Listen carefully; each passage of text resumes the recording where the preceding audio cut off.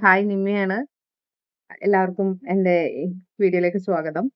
അപ്പോ പുതുതായിട്ട് കാണുന്ന ആളുകളാണെങ്കിൽ ഒന്ന് സബ്സ്ക്രൈബ് ചെയ്തേക്കുക, ഫോളോ ചെയ്തേക്കുക. അങ്ങനെ നിങ്ങൾ ഉദ്ദേശിക്കുന്ന വലിയ സംഗതിയൊന്നും ഉണ്ടെങ്കിൽ ഒരു ചെറിയ ചാനലാണ്.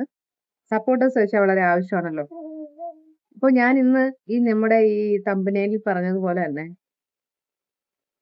ഡെർമാഡോക് 2% കോജിക് ആസിഡ് നൈറ്റ് ക്രീം അത് യൂസ് ചെയ്തതിൻ്റെ എൻ്റെ ഒരു ഫീഡ്ബാക്ക് പറയാൻ വേണ്ടിയിട്ടാണ്. അപ്പോ എനിക്കൊരു 14 അതായത് ഒരു 13 വയസ്സ് തൊട്ടേ ഈ മുഖക്കുരു ഭയങ്കരമായിട്ട് ഉണ്ടായിരുന്ന ഒരാളാണ്. കുറേ ആദ്യത്തെ സമയത്തൊക്കെ അതായത് കുട്ടിക്കാലമായിരുന്നല്ലോ. ആ ടൈമിലൊക്കെ നമുക്ക് ഈ മുഖക്കുരു വരുമ്പോൾ പൊട്ടിക്കും. അപ്പൊ കറുത്ത പാട് അത് ഈ കുഴികളെല്ലാം അതിന്റെ ഒരു ആഫ്റ്റർ എഫക്റ്റാ. പിന്നെ വരുന്ന പിമ്പിൾസ് എന്ന് പറഞ്ഞാൽ നമ്മളെ പൊന്നി പോലെ അതിനെ ആ പിമ്പിൾസിന് മറ്റെന്തോ പേര് പറയും. അപ്പൊ അതിനെക്കുറിച്ച് ആധികാരികമായി പറയാനൊന്നും എനിക്കറിയില്ല. അതിനൊരു വേറെ തരം പിമ്പിളാണ്. നോർമൽ കൊച്ചു കൊച്ചു പിമ്പിളല്ല എനിക്ക് വരുന്നത്. ഭയങ്കര പൊന്നി പോലെയാണ്. റീസെന്റിലെ വീഡിയോസിലെല്ലാം അങ്ങനെ ഇവിടെ ഈ പാടും ഒക്കെ ഇപ്പൊ വന്നതാണ്.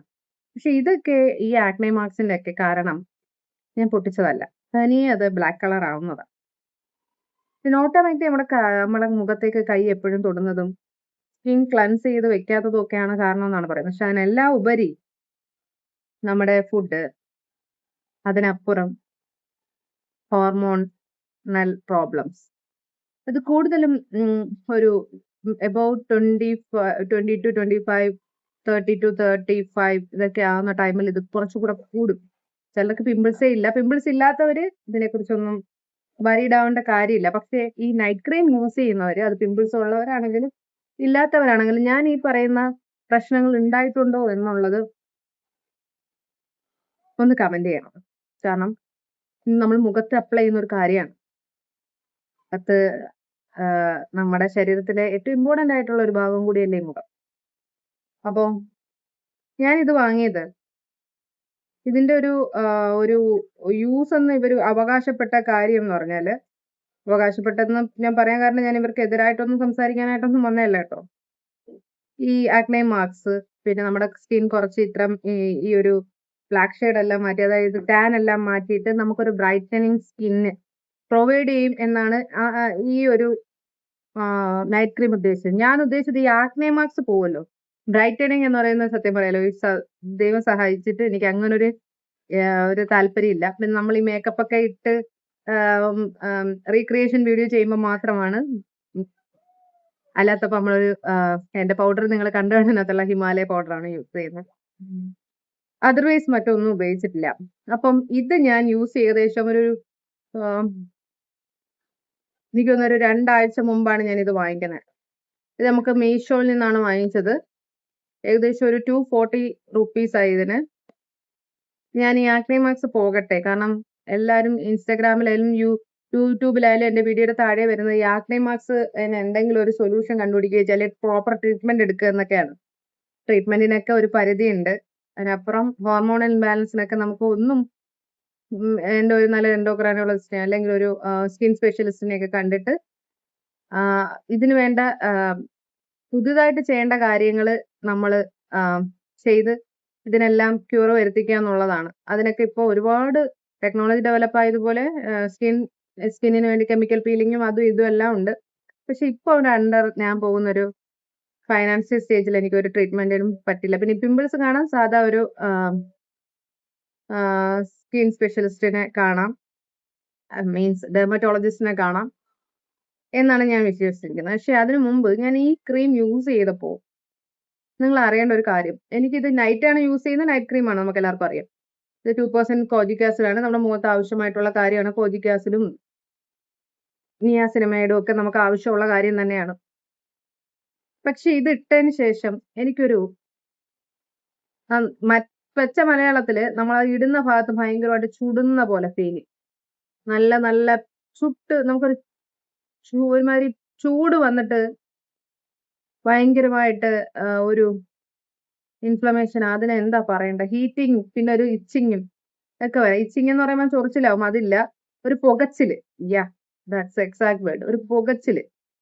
ഞാൻ വിചാരിച്ചു ചിലപ്പോൾ ആദ്യമായിട്ട് ഇടുന്നോണ്ടായിരിക്കും. അപ്പൊ നമുക്ക് എപ്പോഴും ഞാൻ കണ്ടുകൊണ്ട് എന്തെങ്കിലും ഒരു ക്രീം കിട്ടിയാൽ നമ്മൾ ആദ്യം നമ്മുടെ നെക്കിലോ ഇവിടെയൊക്കെ ഒന്ന് പുരട്ടി നോക്കിയതിന് ശേഷം മാത്രമേ മുഖത്ത്. പക്ഷെ ഞാൻ കുറെ നാളായിട്ട് അങ്ങനെയുള്ള പ്രശ്നങ്ങളൊന്നും ഇല്ലാത്തതുകൊണ്ട് ഞാൻ എന്ത് ചെയ്തു,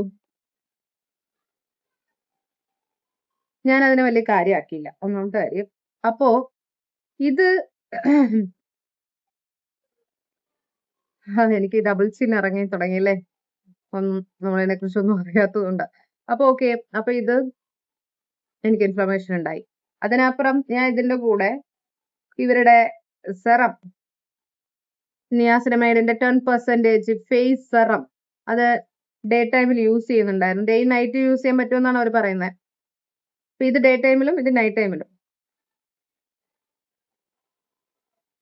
ഞാനത് യൂസ് ചെയ്യുന്നതിന് മുമ്പുള്ള എന്റെ മുഖത്തെ പാടുകളൊക്കെ ഉണ്ടായിരുന്നു. ആ ടൈമില് അതും യൂസ് ചെയ്തതിന് ശേഷമുള്ള ഫോട്ടോ ഞാൻ ഇവിടെ കൊടുത്തേക്കാം. പിമ്പിൾസ് വന്നെന്ന് പറഞ്ഞാൽ എന്റെ പൊന്നു തട്ടിക്ക്. പക്ഷെ ഇത് എല്ലാവർക്കും ഇങ്ങനെ ആവണമെന്നില്ല. ഒന്നാമത്തെ കാര്യം, നമ്മൾ ഏതൊരു സെറം ആണെങ്കിലും ക്രീമാലും യൂസ് ചെയ്യുന്നതിന് മുമ്പ് അതാദ്യം നമ്മൾ ഒന്ന് പരീക്ഷിച്ച് നോക്കുന്നത് നല്ലതാണ്. പിമ്പിൾസ് ഫ്രീ ആയിട്ടുള്ളവർക്ക് ചിലപ്പോൾ മേ ബി ഇത് വർക്കാവും. ഇത് സെറം എനിക്ക് ഞാൻ ഇതുവരെ ഒരു വീഡിയോയും കണ്ടില്ല. സെറം ഇട്ടിട്ടുള്ളവരുണ്ട്, പക്ഷെ അതിന്റെ ഒരു നെഗറ്റീവ് ഫീഡ്ബാക്ക് പോലെ ഞാൻ കണ്ടിട്ടില്ല. ഇതേ സെയിം വീഡിയോ ഞാൻ കണ്ടിരുന്നു. ഇതുപോലെ പുകച്ചിലും പ്രശ്നം ഉണ്ടായിട്ടുള്ള ഒരു വീഡിയോ ഞാൻ കണ്ടിരുന്നു. ആ സെയിം അനുഭവം എനിക്ക് ഉണ്ടായതുകൊണ്ടാണ് ഞാൻ പറയുന്നത്. പിമ്പിൾസ് ഒക്കെ ഉള്ള കുട്ടികളാണ് ഈ ഇൻഫ്ലമേഷൻ, അതായത് ഈ ഒരു പുകച്ചിൽ നമ്മൾ ആദ്യമേ ഫീൽ ചെയ്യുകയാണെങ്കിൽ ജസ്റ്റ് ഇത് ഒഴിവാക്കുക. മൂക്കുരു കൂടത്തേ ഉള്ളൂ. ചിലപ്പോൾ മേ ബി പിമ്പിൾസ് ഫ്രീ ആയിട്ടുള്ള ഫേസിൽ ഇത് വർക്കൗട്ട് ആകാം. പിന്നെ ബ്രൈറ്റൺ ചെയ്തോ എന്ന് ചോദിച്ചാൽ ബ്രൈറ്റൺ ചെയ്യും, പക്ഷേ മുഖക്കുരു വരും. മൂക്കുരു വന്നിട്ട് ബ്രൈറ്റൺ ചെയ്തിട്ട് യാതൊരു കാര്യമില്ല. എന്നെ സംബന്ധിച്ച് ബ്രൈറ്റണിങ്ങിനപ്പുറം വേണ്ടത് ഈ പാടുകൾ പോവുക എന്നുള്ളതാണ്. കാരണം ആപ്പാട് എനിക്കൊരു മുഖത്തെല്ലാം കൂടി നല്ല ഒരു ക്രിയേഷൻ ആണ്.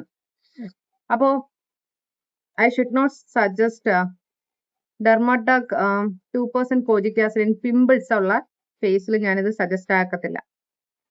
ബിക്കോസ് നമുക്ക് പറ്റൂല, എനിക്ക് പറ്റൂല. നിങ്ങൾക്ക് ആർക്കെങ്കിലും ഇങ്ങനെ അനുഭവം ഉണ്ടെങ്കിൽ താഴെ പറയാം. ഇത് എനിക്ക് പണി കിട്ടിയത് ഇതാണോ എന്ന് ചോദിച്ചാൽ ഇത് ഞാൻ മുമ്പേ യൂസ് ചെയ്ത് തുടങ്ങിയിരുന്നു. പക്ഷെ ഇത് യൂസ് ചെയ്യാൻ തുടങ്ങിയപ്പോഴാണ് പിമ്പിൾസ് വരാൻ തുടങ്ങിയതെന്നാണ്. അപ്പൊ ഇനി ഇതും തമ്മിൽ ചേരാത്തതാണോ എന്ന് എനിക്കറിയില്ല. ഇതേ ആഗ്നയ്ക്കും പിഗ്മെന്റേഷനും ഒക്കെ ഉള്ളത് തന്നെ. അപ്പൊ ഇത് ഞാൻ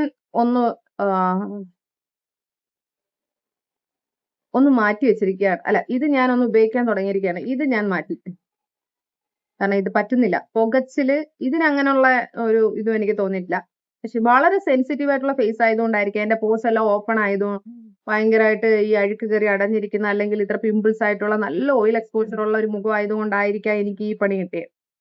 എന്നെ പോലെ ഓയിലി ആയിട്ടുള്ള ഫേസ് ഉള്ളവർ ഇതിന് ഞാൻ സജസ്റ്റ് ചെയ്യുന്നില്ല. ഇത് ഞാനൊന്ന് നോക്കട്ടെ. ഇതെനിക്ക് പറ്റിയതാണെങ്കിൽ, ഇതിന് നല്ല റിവ്യൂ ആണെങ്കിൽ ഞാൻ എന്റെ വീഡിയോ ഇടും നെക്സ്റ്റ് ഇത് യൂസ് ചെയ്തിട്ട്. ഓക്കെ, അപ്പോ thank you so much for watching my video.